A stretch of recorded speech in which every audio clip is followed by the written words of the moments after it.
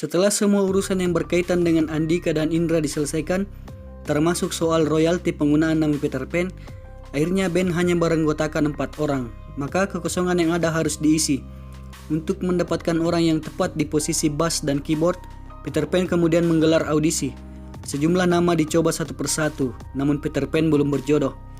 Dalam memilih calon pengganti personel lama, kami bukan hanya melihat skill saja, melainkan juga chemistry. Akhirnya Peter Pan mendapatkan Lucky dan David.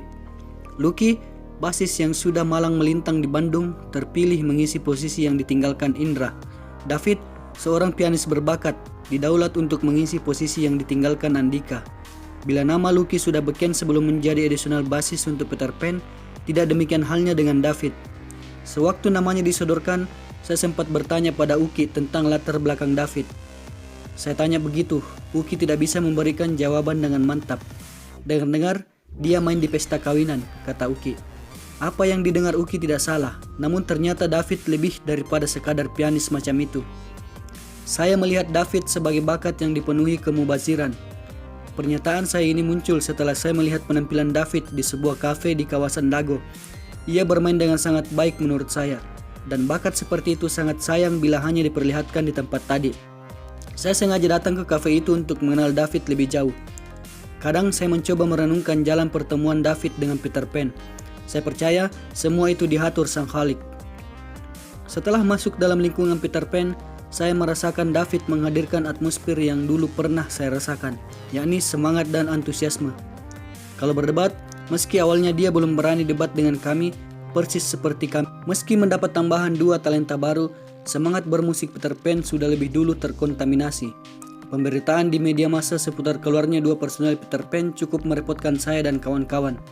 Pemberitaan yang ada seperti alur cerita sinetron, padahal yang mengetahui apa yang sebenarnya terjadi adalah kami, dan kami manusia tidak perlu menceritakan hal-hal yang sifatnya internal kepada publik.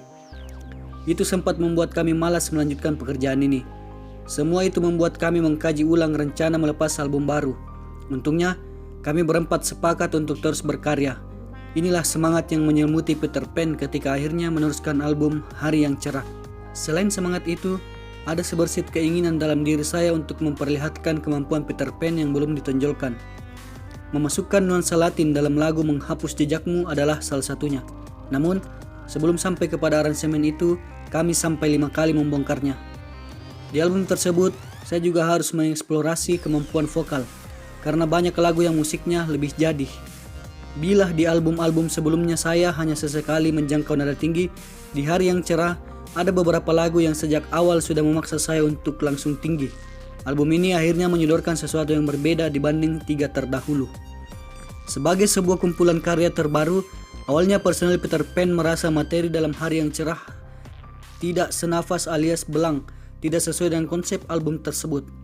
3 lagu di album itu yakni Menghapus Jejakmu, Di Balik Awan, dan Sali Sendiri memiliki warna yang berbeda dibanding 7 komposisi lainnya. Karena memang awalnya saya mempersiapkan lagu itu untuk sebuah album akustik. 3 lagu itu nuansanya akustik, sementara yang lain lebih rancak. Menghapus Jejakmu mempunyai cerita sendiri. Awalnya lagu itu sama sekali tidak termasuk dalam daftar lagu dalam album Hari yang Cerah.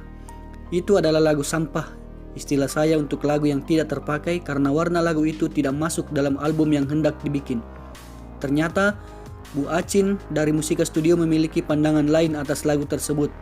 Dia memintanya untuk tetap menjadi bagian dari album Hari yang Cerah.